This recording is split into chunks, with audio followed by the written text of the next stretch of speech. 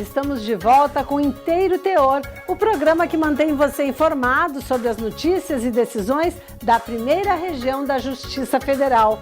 Veja só o que vem por aí. Portador de hepatite C garante na Justiça o direito de sacar o fundo de garantia por tempo de serviço. Aposentados da Varig, Transbrasil e outras companhias aéreas voltam a receber aposentadoria integral. Em nossa entrevista especial de hoje, converso com o desembargador federal Souza Prudente sobre o novo Código de Processo Civil. Não perca! Inteiro Teor, um programa do TRF da Primeira Região.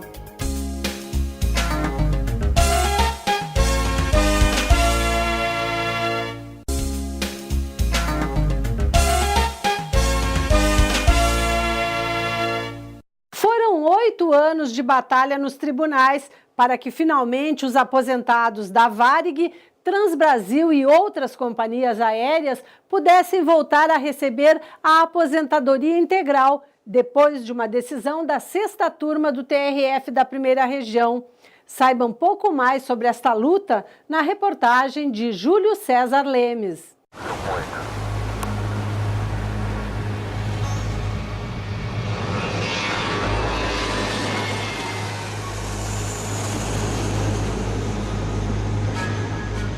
Quem vê o ex-comandante Zoroastro, aposentado da extinta Varig, sorrindo, não imagina as dificuldades que ele passou nos últimos 8 anos. Ele foi um dos 10.000 aposentados e pensionistas pelo Instituto de Seguridade Aéreos que deixaram de receber a aposentadoria. Isso porque em 2006, parte do fundo de pensão foi cortada dos ex-funcionários das companhias aéreas e apenas 8% do total efetivamente pago passou a ser depositado aos aeronautas. Eu tomei conhecimento através de um órgão escrito que tinha aberto a falência da Varig. O fundo foi suspenso. O que eu fiz? Arrumei minha mala, junto com a minha mulher, falei, vamos para o Rio e vamos ver onde é que nós estamos, o que está acontecendo. O aposentado participou de diversas manifestações, no Rio de Janeiro, Brasília e outros lugares. Tudo isso para sensibilizar os governantes. Daí que começou as ocupações. A primeira foi aqui na sede do Aéreos. Com 26 dias nós ficamos lá dentro, dormindo no chão, usando o banheiro, você usava chuveirinho para tomar banho. A luta então passou a ser na Justiça, uma ação inédita no país. O Sindicato Nacional de Aeronautas tentava reaver o dinheiro que os ex-funcionários das companhias aéreas pagaram para receber na aposentadoria, como explica o advogado do sindicato. A Varig chegava no governo, estava um pouco apertada economicamente falando, e pedia autorização para descontar dos seus funcionários participantes do Aéreos, na folha deles, e não repassar essa contribuição descontada para o fundo de pensão. Tal ato foi cometido 21 vezes entre o ano de 1987 e o ano de 2003.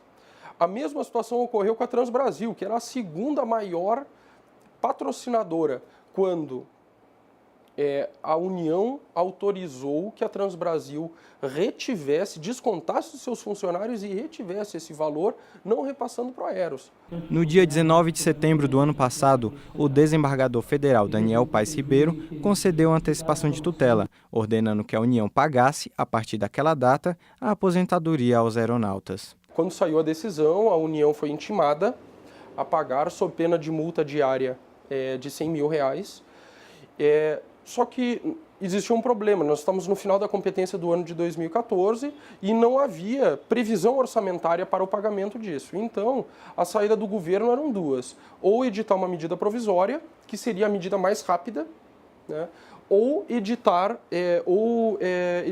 um projeto de lei. E no Congresso Nacional, a senadora Ana Amélia acompanhou todo o drama e a mobilização dos aposentados e pensionistas e se tornou a relatora do caso na Comissão de Orçamento. Tive a honra de ser relatora do PL 31, que era aquele que assegurava a disposição desse recurso no orçamento de 2015, que era de 248 milhões de reais, da qual a primeira parcela desse valor foi agora liberada na Caixa Econômica Federal para pagar esses aposentados do Aeros. Então, como eu disse, foi uma longa jornada, O projeto de lei número 31 foi sancionado pela presidente Dilma Rousseff em dezembro de 2014. Os mais de 248 milhões de reais, valor do crédito especial liberado para pagar os aposentados e pensionistas, foram depositados em uma conta judicial. Nesse período, a União recorreu ao TRF para anular a antecipação de tutela. O recurso foi negado pela 6ª turma do TRF da Primeira Região em janeiro desse ano. A quantia deixada na conta judicial foi repassada para Fundo Aeros e, finalmente, os aposentados receberam dinheiro. Para os aeronautas, já é possível falar em um grande avanço. Eu sempre tive a luz do fundo do meu túnel, uma luz. Às vezes ela diminuía, quase apagava. Mas eu sempre fui persistente. Falei, não, eu vou até o fim. Isso é dinheiro nosso, nós contribuímos, não fizemos nenhuma falha. Será que é falha? Nós contribuímos, agora passam uma mão no nosso dinheiro e agora não querem reconhecer? Até hoje eu ainda continuo. Agora a nossa luz do fundo do túnel acendeu mais, está bem acesinha, que é o que nós queríamos.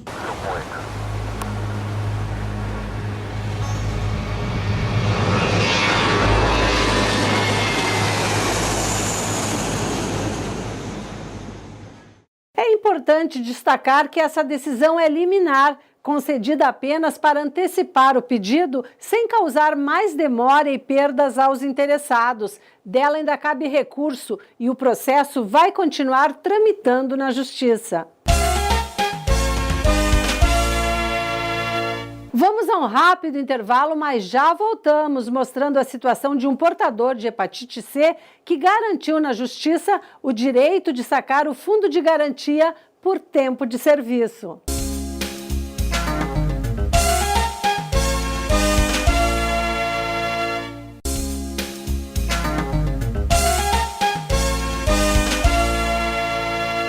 Vamos agora a um giro pelas decisões de primeiro grau da Justiça Federal da Primeira Região.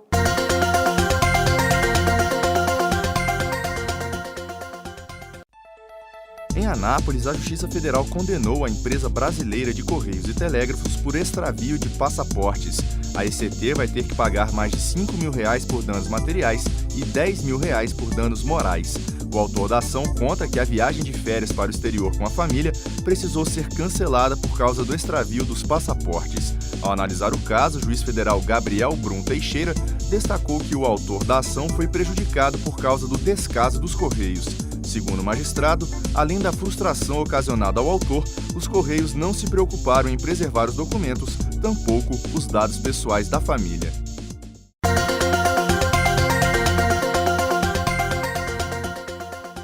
Na Bahia, a Justiça Federal anulou o acordo feito entre a Chesf, Companhia Hidroelétrica do São Francisco, e representantes do Polo Sindical dos Trabalhadores Rurais do São Francisco, que perdurava há 24 anos. Na ação, o Ministério Público Federal argumentou que o Polo Sindical dos Trabalhadores não teria legitimidade para modificar os termos de acordo firmado anteriormente entre as partes. Segundo o magistrado que analisou o caso, João Paulo de Abreu, a alteração promovida prejudicava os representados da usina de Itaparica. Além de anular o acordo, o juiz determinou o pagamento das diferenças apuradas entre a verba paga e o valor de 2 salários mínimos e meio. Portador de hepatite C garante na Justiça o direito de sacar o fundo de garantia por tempo de serviço. Após ter o pedido de liberação do saldo negado pela Caixa Econômica, o homem entrou com uma ação na Justiça Federal e conseguiu liberar o dinheiro para o tratamento de saúde. Confira os detalhes com a repórter Daniela Garcia.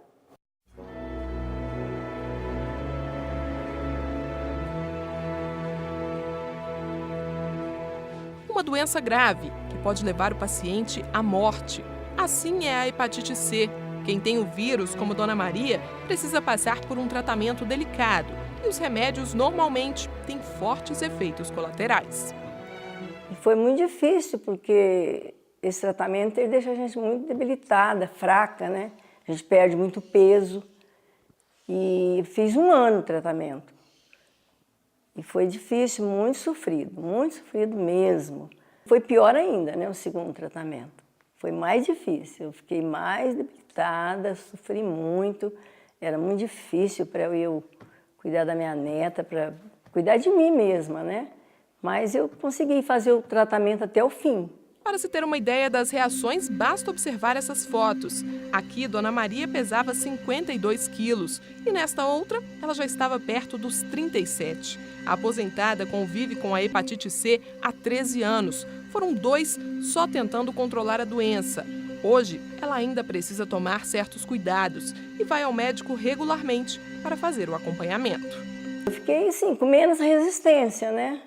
Fiquei com menos resistência. Assim, a gente cansa, né, mais, não posso fazer uma caminhada assim mais depressa, né? E a gente sempre muda, né, alguma coisa, sempre a gente fica mais fraca, né? Leva, assim, uma vida normal, mas sem muito esforço.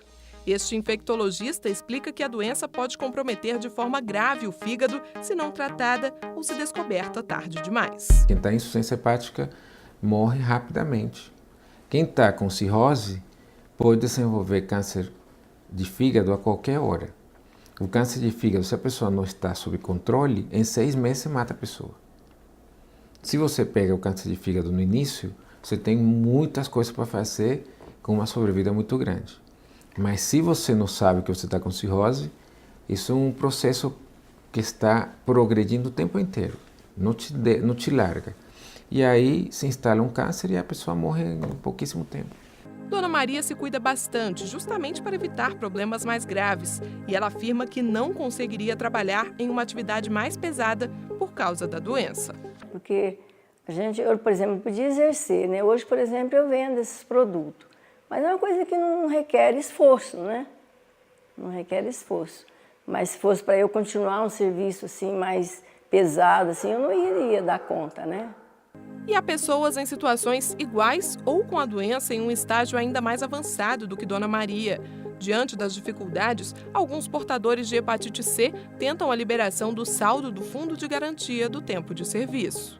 Em Minas Gerais, um homem procurou a Caixa Econômica Federal para sacar o FGTS por ter hepatite C. O pedido foi negado. A instituição financeira alegou que ele não se insere em nenhuma das situações previstas em lei como autorizativas para movimentar a conta vinculada ao fundo. O homem então entrou na justiça e já em primeira instância ele garantiu o direito de efetuar o saque. O caso chegou ao TRF da Primeira Região e o tribunal também reconheceu a possibilidade do portador de hepatite C receber o dinheiro. O relator, desembargador federal Neviton Guedes, destacou que, apesar da doença não constar no rol das enfermidades elencadas na Lei 8.036 de 1990, ela é uma doença grave e os tribunais têm entendido que a lista não pode ser taxativa.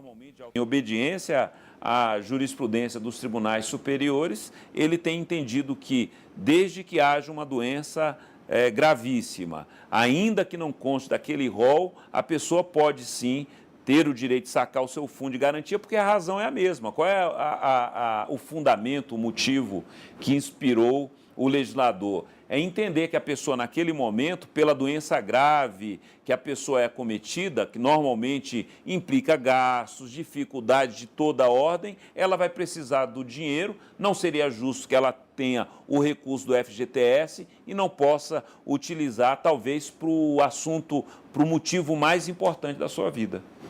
O gerente nacional de FGTS da Caixa Econômica afirma que a instituição vai cumprir a decisão judicial. Cabe à Caixa, enquanto agente operador do FGTS, defender os interesses do FGTS, se utilizando de todos os instrumentos judiciais necessários, né? Agora, se a decisão, né, do juiz for no sentido de que, de fato, seja liberado o recurso àquele trabalhador, a Caixa vai estar cumprindo a decisão, desde que não caiba o recurso.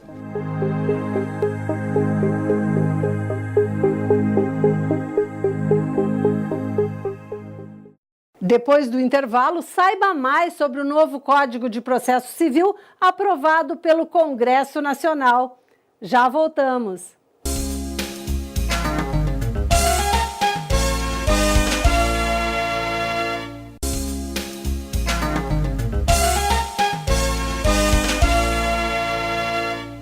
novo Código de Processo Civil foi aprovado nas duas casas do Congresso Nacional, na Câmara dos Deputados e no Senado, e agora segue para a sanção presidencial. Sobre esse tema, eu converso com o desembargador federal Souza Prudente. Bem-vindo ao Inteiro Teor, doutor Prudente. Um assunto da maior importância que promete dar mais agilidade à tramitação processual. O senhor concorda com isso? No ponto mais importante da reforma, que é aquele que trata da figura da antecipação de tutela de urgência, o projeto do novo Código de Processo Civil teve um avanço sensível, pois este capítulo reflete uma obra científica muito bem estudada, muito bem elaborada, do presidente da Comissão de Juristas do novo Código, que é o ministro Luiz Fux.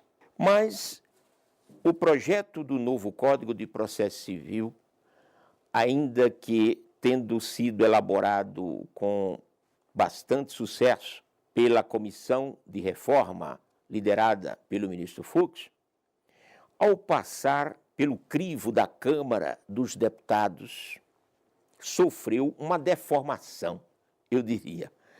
Aqueles institutos bem estudados, muitos deles, como por exemplo no capítulo que diz respeito à sentença, nós temos algo que, se for aprovado nos termos em que ali se encontra escrito, a justiça vai implodir. Então, de que forma?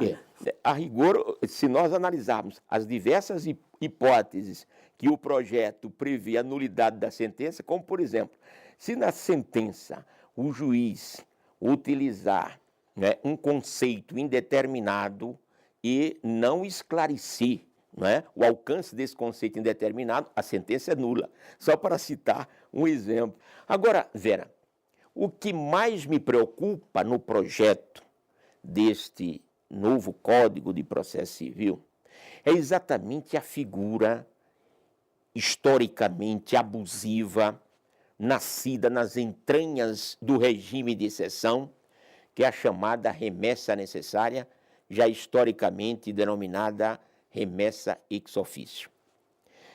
O Código de Processo Civil vigente, que sofreu várias intervenções da legislação de reforma, desde os idos de 1994, ele fez algum enxugamento com relação à figura da remessa necessária. Como, por exemplo, uma das secantes desta remessa, que na cabeça do artigo 475, ali se estabelece o chamado duplo grau de jurisdição, no sentido de que toda sentença judicial proferida contra a fazenda pública, expressão que abrange a União, os estados da federação, os municípios, o Distrito Federal, suas autarquias e fundações de direito público, esta sentença só terá eficácia, só produzirá a garantia fundamental da coisa julgada material depois de confirmada pelo Tribunal Revisor. Ora, imagine uma hipótese, e essa hipótese é concreta, é real, porque a experiência forense tem demonstrado que os tribunais recebem milhares desses processos em grau apenas de remessa necessária, em face da solidez da bem fundamentada sentença prolatada pelo juízo de primeira instância. Ora, se o poder público, que normalmente recorre de toda decisão judicial, não recorreu desta sentença, a rigor, o processo que se iniciou litigioso deixa de ser litigioso, em face da ausência de recurso do poder público. Portanto, a remessa necessária, que não é recurso, e que faz com que este processo chegue até o Tribunal de Apelação, por força da determinação legal, a rigor o tribunal está para julgar um processo sem litígio. Aí o processo que não teve recurso de apelação contra a sentença deixa de ser um processo litigioso. É um processo sem lide.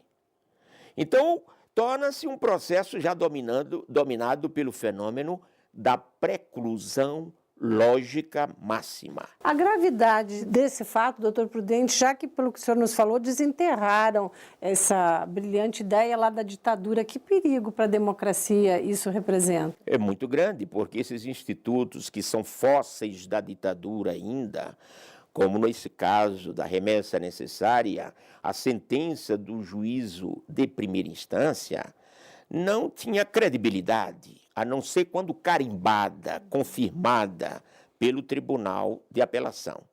Ora, o índice, não é, de reforma dessas sentenças só em grau de remessa necessária é de 1%.